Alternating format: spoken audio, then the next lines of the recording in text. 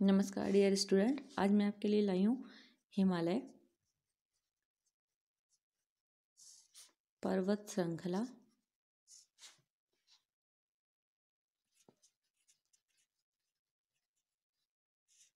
जिसमें से मैं आपको 3 पर्वत श्रृंखलाओं का वर्णन कर चुकी हूँ। बृहद हिमालय, ट्रांस हिमालय और मध्य हिमालय। आज मैं हिमालय में आपको पढ़ाऊंगी शिवालिक श्रेणी।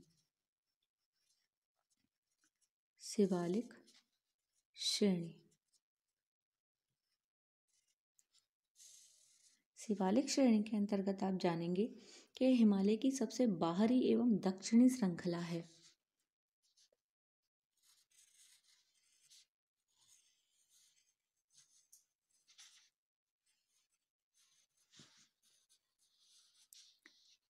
ये जो पोर्शन आप देख रहे हैं, एक ये था बाह्य हिमालय, ट्रांस हिमालय, मध्य हिमालय और ये शिवालिक श्रेणी। शिवालिक श्रेणी, इसका फर्स्ट, ये सेकंड, ये थर्ड और ये फोर्थ। समझ में आ रहा है फ्रेंड? ये शिवालिक श्रेणी है। शिवालिक श्रेणी जो है वो सबसे नवीन पर्वत श्रेणी है। शिवालिक श्रेणी सबसे नवीन पर्वत श्रेणी है, मतलब इसका उत्थान अभी भी हो रहा है। नवीन पर्वत श्रेणी है। ये अभी भी बन रही है, इसकी ऊंचाई अभी भी निरंतर बढ़ रही है। ये 10 से 50 मीटर चौड़ी है और 900 से 1200 मीटर ऊंची है। 10 से 50 मीटर चौड़ाई है इस श्रेणी की और लगभग 90 से 1200 मीटर लंबाई है इस श्रेणी की।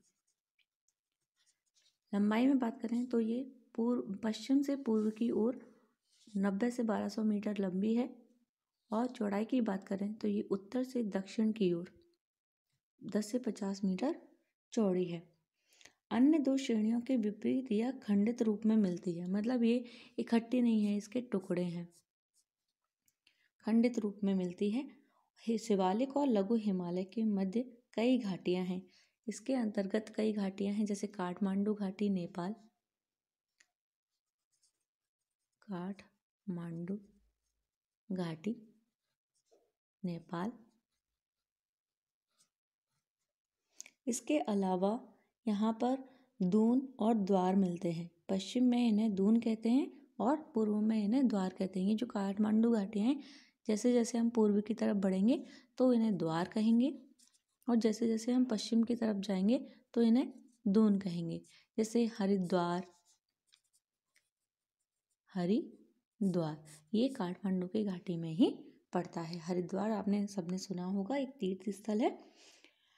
जैसे देहरादून और हरिद्वार, कृषि की अच्छी संभावना होने के कारण इन घाटियों में लोगों का अच्छा बसाव है।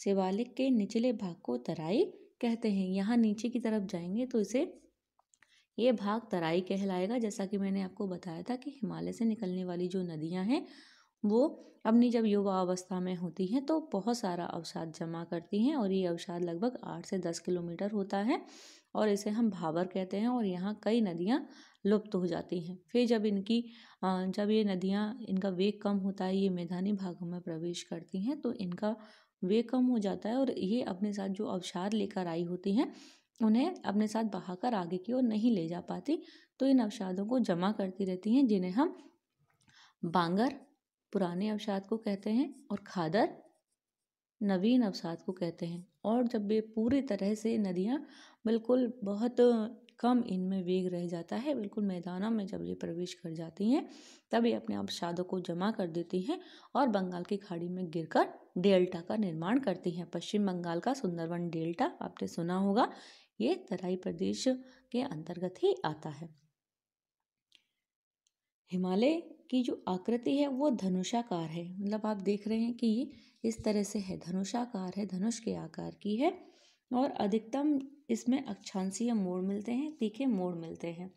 हिमालय क्षेत्र में मैंने आपको बताया काराकोरम दर्रा है, सिपकीला दर्रा है, नाथुला दर्रा है।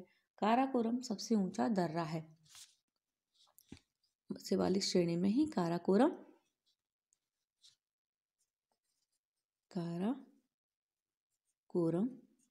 नाथुला सिक्किम में है, नाथुला सिक्किम में है। बॉमडीला अरुणाचल प्रदेश में है, बॉमडीला अरुणाचल प्रदेश में है। और इस तरह से इसमें अनेक दर्रे पाए जाते हैं। मैंने दर्रों का एक वीडियो आपको अलग से दे रखा है, आप उसे जाकर और इम्पोर्टेंट दर्रों को समझ सकते हैं। तो आज यहाँ चैप्टर ख़त्म होता है आपका हिमालय या शिवालिक श्रेणी।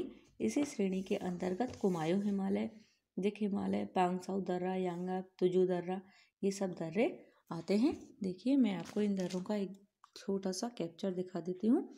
ये देखिए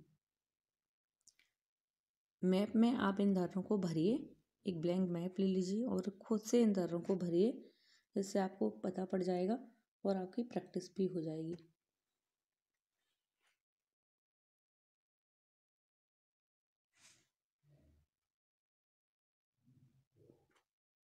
तो ओके डियर स्टूडेंट, कल हम पढ़ेंगे उत्तर का विशाल मैदान। धन्यवाद।